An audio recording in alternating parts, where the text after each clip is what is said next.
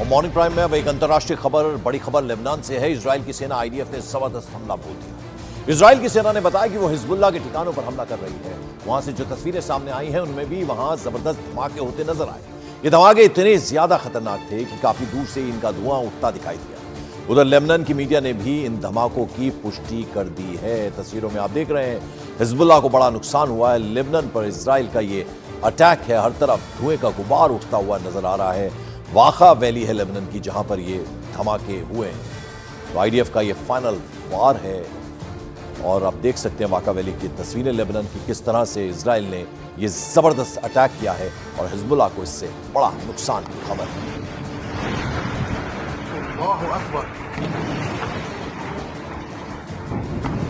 धुएं का गुबार और दूर तक उठती धमाकों की आवाजें साफ सुनी और देखी जा सकती हैं। एक के बाद एक इजराइल हमले कर रहा है लेबनान पर और ये तस्वीरें हैं वाखा वैली लेबनान की।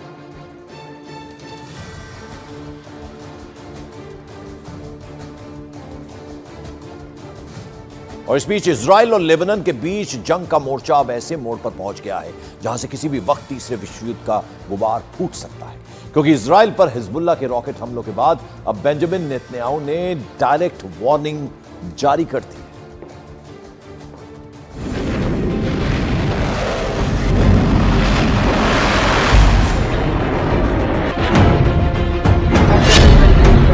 हिजबुल्लाह के पलटवार से तिलमिलाया इजराइल।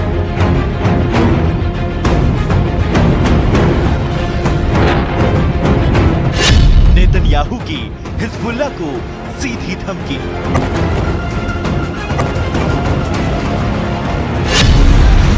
अपनी करतूतों का अंजाम भुगतेगा हिजबुल्लाह।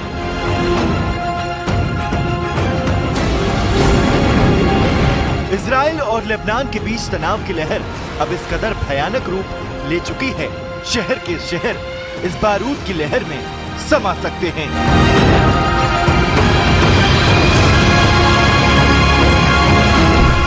उत्तरी इजराइल पर हिजबुल्लाह के 100 से ज्यादा रॉकेट हमलों के बाद हालात भयंकर रूप ले चुके हैं।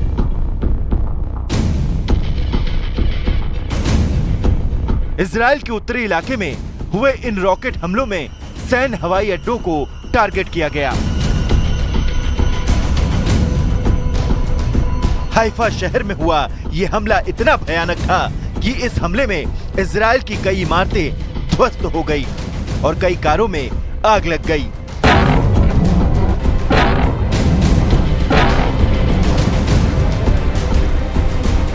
समाचार एजेंसी सिन्हुआ के मुताबिक उत्तरी इजराइल में रमत डेविड एयरबेस को सतह से सतह पर मार करने वाली मिसाइलों से निशाना बनाया गया। रमत डेविड बेस जायूनी यूनिट के 3 मेन एयरबेस में से एक है, जिसका लेबनान और सीरिया के लिए रणनीतिक महत्व है। ये बेस हाइफा तिब्रेत एक्सिस पर स्थित है। लड़ाकू और जासूसी विमान यहीं से उड़ान भरते हैं। इसके चारों तरफ एडवांस मिसाइलें और डिफेंस सिस्टम तैनात हैं।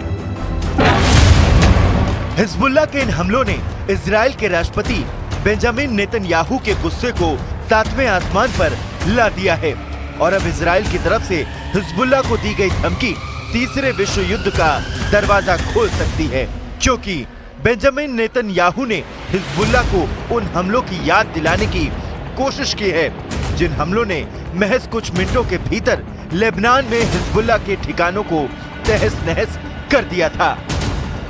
בימים האחרונים אנחנו הנחתנו על חיזבאללה רצף של מכות שהוא לא דמיין.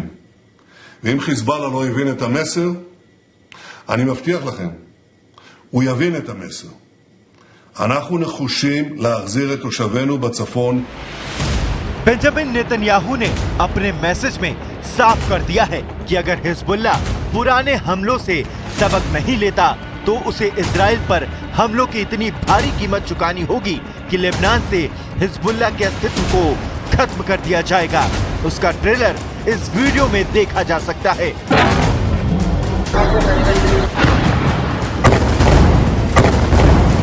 हिजबुल्लाह के हमलों के जवाब में इजराइल की वायुसेना ने गाजा स्ट्रिप पर धुआंधार बमबारी कर दी।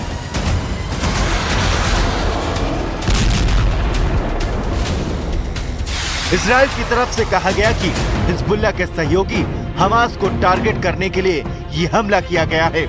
इजराइल की तरफ से ये भी दावा किया जा रहा है कि ये हमला उस स्कूल पर किया गया जहां हमास के लड़ाके छिपे हुए थे। यानी इजराइल की सेना हिजबुल्लाह और उससे जुड़े किसी भी संगठन को तबाह करने की सौगंध खा चुकी है। השבוע האחרון היה השבוע הקשה ביותר בתולדותיו של חיזבאללה, ובמיוחד היממה האחרונה. הפעולה של צה"ל בדחיה רבת משמעות, רבת חשיבות ורבת עוצמה. इजराइल और लेबनान के बीच बेकाबू होते हालात पर अमेरिका की नजरें भी लगातार बनी हुई हैं। इसी सिलसिले में व्हाइट हाउस में राष्ट्रीय सुरक्षा प्रवक्ता जॉन कर्बी की तरफ से ये बयान जारी किया गया है। हम पिछले लगभग एक हफ्ते से बढ़ रहे सभी तनावों को बड़ी चिंता के साथ देख रहे हैं। हम इसे पूर्ण युद्ध बनने से रोकने के लिए हर संभव कोशिश करना चाहते हैं। इस वक्त दुनिया के देशों की चिंता का केंद्र मिडिल ईस्ट के हालात हैं, क्योंकि यहाँ से उठा युद्ध का बवंडर किसी भी वक्त किसी देश को अपने जद में ले सकता है।